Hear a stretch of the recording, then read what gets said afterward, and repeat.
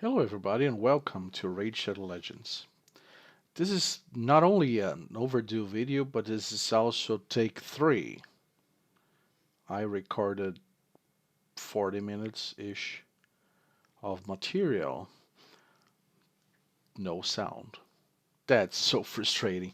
But again, just let's hope things get better as we do the same thing over and over again. So, this video is all about mid-game roadmap. So, you're done with early game. You have your farmer at 6 stars, level 60, and he's farming um, brutal 13, 3 or 6. So you really got to the end of early game, and now it's up to you to start mid game. So what happens from here? So the first thing you have to do in mid game is basically use your farmer to start creating more of your 6 stars characters. If you really heard me, you probably have nothing else outside of your farmer, and you have just a bunch of summons you got, but you haven't invested in anything else. Now, I know most of you didn't really hear me, and you guys have something else that you worked on. Maybe because you wanted to test, maybe because you wanted to create a very, very beginner's team, whatever the case. It's time now for you to start working on your second attacker and hopefully a healer or some sort of buffer. I would recommend healer if you have one.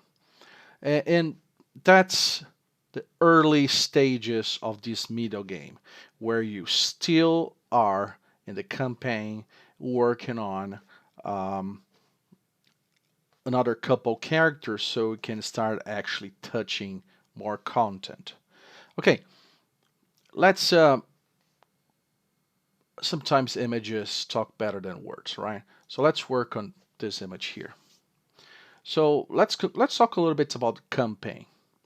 What should I be using the campaign for once I have these couple characters, 2 or 3?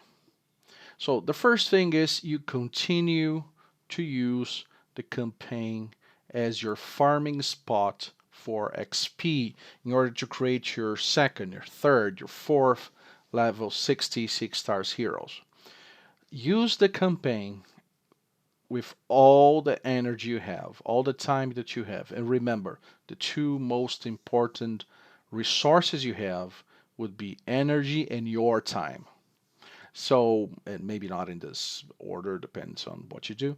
Um, every time you have a XP boost up, go back to Brutal 13.3 and do that. Make your 1 stars level 10, 2 stars level 20, 3 stars level 30, 4 stars level 40. Raise everybody so you have your 5 stars or even the units you're leveling so you can eventually have them at 4, 5, and 6 stars. So all the time XP boost is up, all your energy is in the campaign Brutal 13.3. Now, the other reason for you to be in the campaign, and that's going to be a lot of time, including the XP part, and this time is you should be autoing 15 times a day. This saves you a little bit of time. Um, you can do that before meals, before taking a shower, so the game can play by itself. And instead of going to Brutal 13.3, and that's when XP boost is not up, just pick whatever gear you need, go for that specific level in Brutal, and try to farm for those 4 and 5 stars. If you can go for a something that is going to give you some substat, even better. But doing those 15 times at least today, we give you 1 or 2 options for upgrades for those gears, they're not the best. You should raise them to level 4 to see how they work. If they have the stats you wish, you may go for level 8 or 12, and then you really can decide if that's an upgrade or not for you. So that's all you should be doing in campaign, and by itself, that's a lot. That should be taking most of your time and most of your energy inside of campaign. Okay, but you also have in this new reality of mid-game all those dungeons. So you would ask me, which one should I be doing and when? Okay, let's start with the easy ones. Let's start with those, um, let's see how they are called. Just for a second.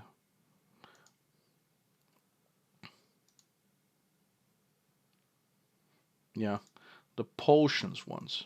So we're talking about arcane, spirit, magic, force, and void kips. So all those kips will give you those potions that you let you ascend your characters. So when should you go them and do them? In my opinion, every time XP boost is not up. So this is the time where you should be farming the highest possible levels and getting the best possible potions for every single energy when XP boost is not up. So if XP boost is down, you should be here. Unless you're talking about the autoing 15 times a day, like I said before, or you're going for the gear. Now, this is important because in later stages in the game, you're going to be doing other things, and these other things will compete for your energy. So that's the time for you to get countless potions of all types. And as you progress, as you have better 4-star, 5-star, 6-star heroes, you should be going to higher and higher levels. I can at this point do 13, 14, or 15 for most of those keeps, which means that I'm getting, and I bear in mind, I just have 3 level 60s and a couple 50s. So I really have a very small team, and I'm able to farm for all those um, potions that I need to enhance my guys. And I haven't even enhanced all of them. But spend the most time you can every time XP boost is not up here, so you can be ready to ascend the heroes that you really like. Okay, continue with the easy ones. Let's go for the end game ones. And it kind of gave away. So I'm talking about Ice Golem, Spider's Den, Dragon's Lair, Fire Knight's Castle. All of them keep out. Don't touch them. You see, why am I saying this? Let's go, for example, for Fire Knight's Castle. And that's possibly the best I can do right now with this level 7. I can farm for artifacts that are from 3 to 5 stars. So the point is, if I want to farm gear, will I get better 3 to 5 star gear in here? Yeah, absolutely, because most gear are gonna come with more substats. Uh, they're gonna be higher grade. But the thing is, it's so random. I could have any piece. So let's say I want a glove. I don't know if I'm gonna get a glove. I don't even know what set. Look at how many different sets I may get. Also, outside of sets, I can even get shards or brews. I can get anything out of those. It's hard already when you're in campaign and you only get boosts from the speed set. You may get speed set, you may get boots in one specific run, but you don't know the main stat and substats. It's even more random. It is 50 times more random when you run those. And for what? For a same grade artifact which has only higher, I'm sorry, semi star level artifact that only has higher grade. So in my opinion, this is not even worth it until you're probably around 13 when you finally start to have a chance to get your hands on a 6-star. And it's probably a slim chance. You're probably better off for much higher levels where you may still have some random stuff, but at least whatever you get is going to be usable by somebody. Well, not necessarily. You could still have something with bad stats, but chances are better. So keep out of those. So if you need gear, stay with the campaign at this point. The only potential exception would be Spider, because it gives you those accessories you can find anywhere else. Still, I ran a few spiders trying out, and most of my accessories didn't come from it. They came from giveaways. So, again, this is not worth your energy. You do not, at this point, have a team. Even after you have the 2 or 3s level 60, you don't have a team good enough for it. Just keep out. Don't spend your energy. Now let's talk a little bit about Minotaur. This is one thing by itself and very much important indeed. So how does Minotaur work? So it doesn't drop gear, it drop scrolls. And those scrolls are the base of your masteries. So there are 3 types of scrolls: basic, advantage, and divine. Um, Basically what happens is while you're still purchasing your basic masteries, you pay them with basic scrolls. So if you happen to get some, basic is going to be what's coming for you. It doesn't depend on level, um, although the level will give you more. The levels as they advance, they'll give you more, and they will also allow for higher grades, advanced and eventually divine. But even if I'm running level 15 with somebody who has no scrolls, the first type of scrolls they're going to drop for that specific character is going to be basic scrolls. So only when the the character has enough basic scrolls to buy everything he bought or could buy, is that when he's finally going to get advanced scrolls. Now, uh, let's talk about masteries for a second. So what happened is masteries give you. Let me give this word right. They give you cute edges. So most of those uh, abilities are just a small edge. By themselves, they're just a small upgrade. So basically, everything that you have here are going to give you some small advantage. Granted, after a while, you're collecting several of them, and this advantage becomes okay, but still, it's not huge. Still, it's not like uh, a piece of artifact until here. So this line is what, and I don't even think anything else in here works at the same level, but these lines, and specifically this Giant Slayer for multi-hitters and War Master for single attack hitters, those are the big difference. So basically you're getting those small advantages, but what it's best is just the way you're coming up to here, because this is where you're going from not doing much to doing several 100,000 damage per hit in a climb boss, for example.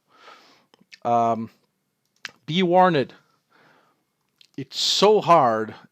The investment is so heavy that it just it is just worth it starting those investments under 2 specific conditions. The first one is you need to be able to clear stage 13 or up. So I don't know if you noticed when I showed, but the higher the stage, the more scrolls you have. So mainly because of the more advanced scrolls, the divine, I think they're called, whatever they are, the red ones. Um, they only will drop with some consistency, with some level of quantities at 13. So if you're not clearing 13, don't even bother.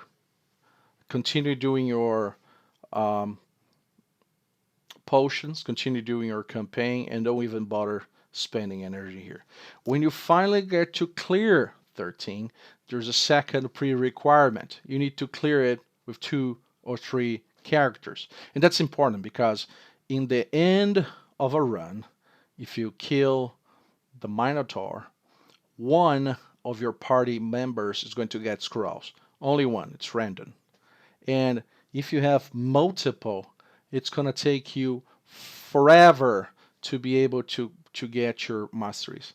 I'm just so you know, I 3-manned level 13 for 4 entire weeks, not doing anything else. I was not even going for my 15 times a day run. I was just doing the basic that I needed to get the basic daily quest done. So I did invest a little bit of energy somewhere else, but I didn't go for XP boost. I wasted mine. I didn't go for gear. I just used what I had, and it took me 4 weeks using 400 or 500 a day plus whatever giveaways I got. That's very time consuming. That's very energy consuming. That was with 3 characters. Right now, the 3 of them have their masteries at the point where I got the first last level thing. But once you get all the scrolls they need and you max them out, that's good because then you have your base, let's say, scroll farming team. Because if you add somebody in that, they will get everything.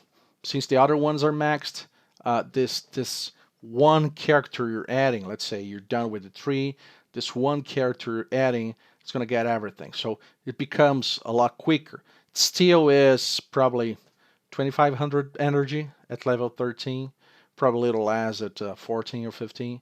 You really have to be there in order to do that. But if you are, your gains, once you get to those um, last levels, are going to be huge. So let's take Aethel, for example.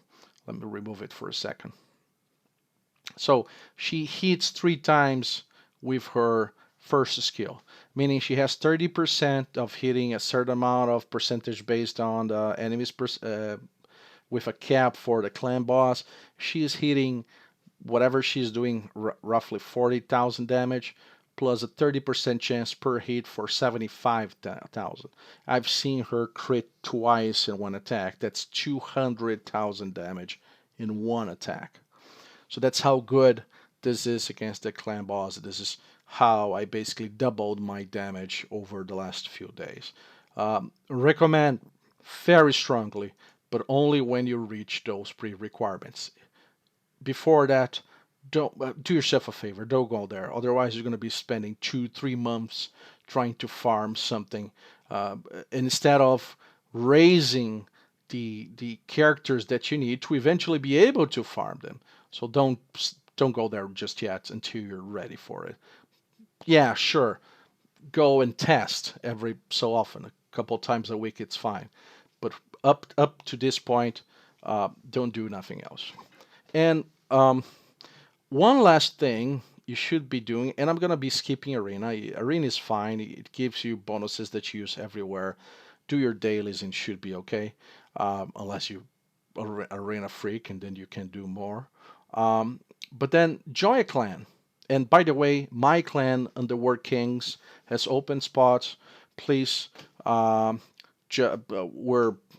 we don't even need an invite. You just go there. I'm just looking for um, people who play often. It's not doesn't even have to be every day right now.